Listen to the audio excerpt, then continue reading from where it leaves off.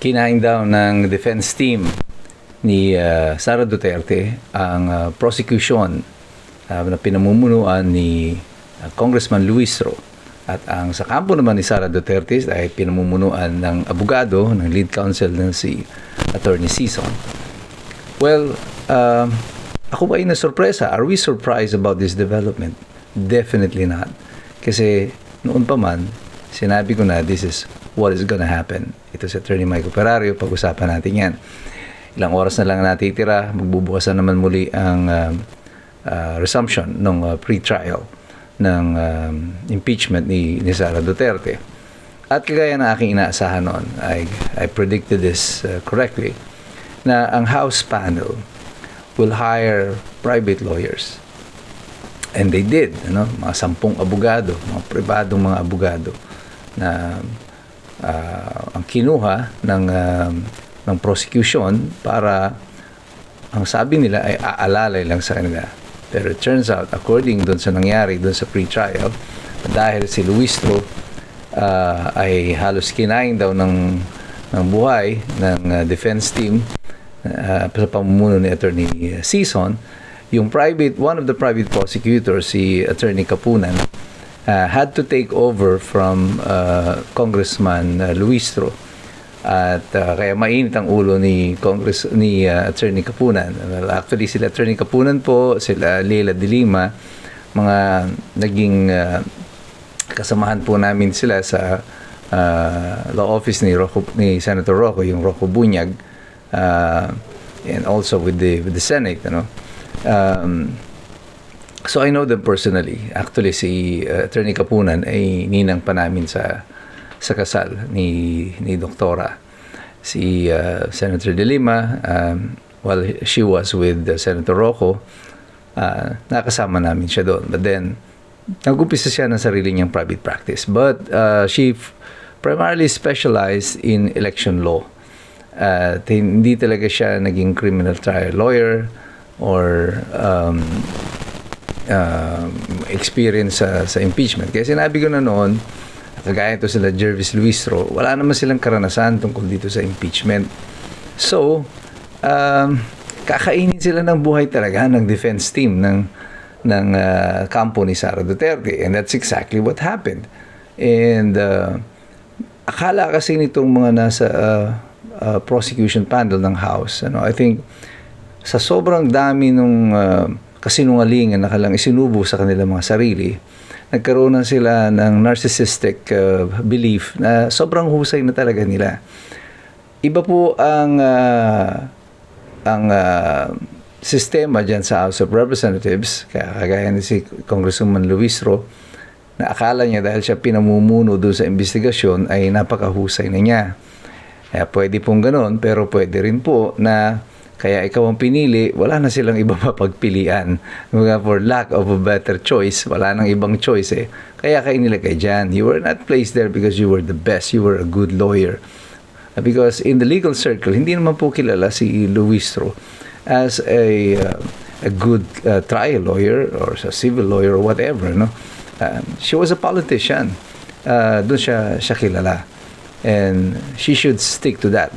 And wag na nilang i-feed itong kanilang narcissistic belief na sobrang husay talaga nila at siya daw ay second Miriam Defensor in the making.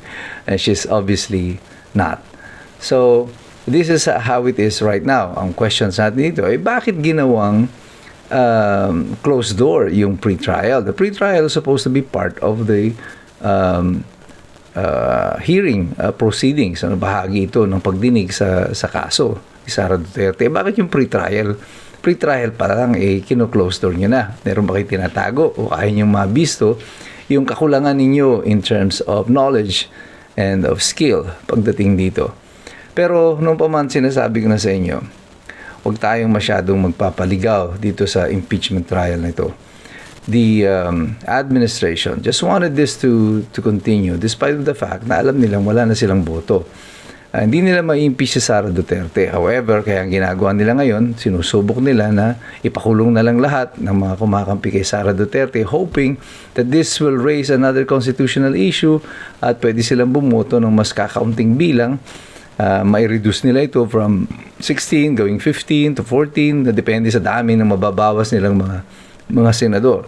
But since it will become a constitutional issue, ay wala na ito, tapos na rin ito, because once it reaches the Supreme Court on a challenge based on the Constitution, kung ang plano nila ay bawasan yung kakampi ni Sara Duterte para makuha nila yung sufficient number, sampa ng kaso, arestuin, I don't think that will work, because maaabutan na yan ng panahon at magkakaroon na ng halalan, which is just a few months away.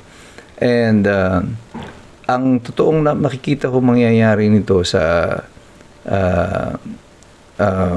pagdinig na ito sa impeachment is that it will just be used as a ruse. It's to a misdirection para mawala tayo doon sa usapin ng flood control. Talagang nilulunod nila yung usapin ng flood control at iniiwas ito.